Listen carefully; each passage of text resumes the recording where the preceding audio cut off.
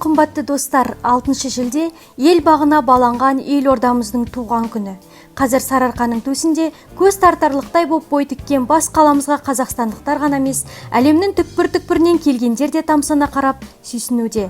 Ал осыдан бірнеше ғасырлар бұрын бұл жер қандай еді?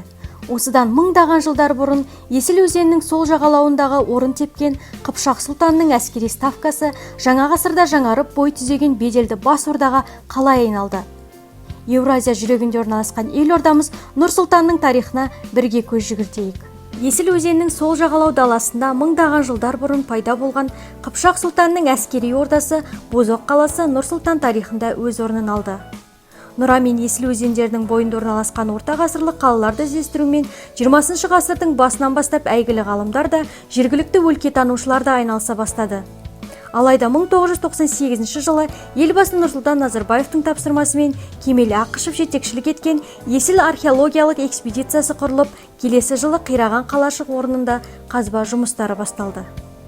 Бұл жерде 8 ғасырдан бастау алатын 16-17 ғасырларға дейінгі ежелгі Бозоқ қаласының орны табылды. Елбасы Нұрсұлтан Әбішұлы Назарбаев өз еңбектерінде орта ғасырлық Бозоқ қаласын Ақмоланың түпкі атасы деп санауға болады. Ал оның соңғы мұрагері қазіргі Қазақстанның астанасы Нұр-Сұлтан қаласы деп келтіреді. 1832 жылы Есіл өзенінің жағасы Қараөткел шатқалында Ақмола бекінісі салынды. 1863 жылы 16 шілдеде Ақмола қаласы аймақтық қала болып ресми түрде бекітілді. 1960 жылдың желтоқсанында Ақмола Қазақстанның барлық тың игеретін облыстарының орталығы болып жарияланды. Тың жерлерде игеру жылдары Ақмола облысы елдің ең маңызды астықты аймағына, ауыл шаруашылығы, машина құрылысы орталығына айналды. 1960 жылғы 26 желтоқсанда тың өлкесін құру туралы жарлық шығып, 1961 жылы қаланың аты Целиноград болып өзгертілді. Целиноградта қазақ, неміс, орыс, татар ондаған ұлт өкілдері тұрды. Ресми деректерде қазақ ұлтының үлес салмағы тым аз болған айтылады. Қала біртіндеп дамай бастады. Ең бірінші болып қазіргі Бейбітшілік көшесі қайта құрылады. Ескі үйлердің орнына биік жаңа үйлер бой көтере бастайды. Қалада саябақ, сквер мен мәдени орталықтар салынады. Кейін Целиноград машина жасау, түсті металдарды өңдеу, жеңіл өнеркәсіп, астық өндірісі орталығына айналады.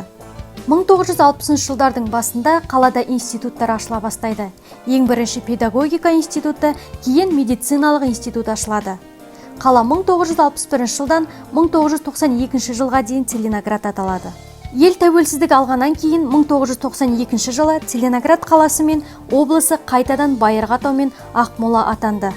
1994 жылдың 6 шілдесінде елорданы Алматыдан Ақмолаға көшіру туралы Қазақстан Республикасы Жоғарғы кеңесінің қаулысы қабылданды.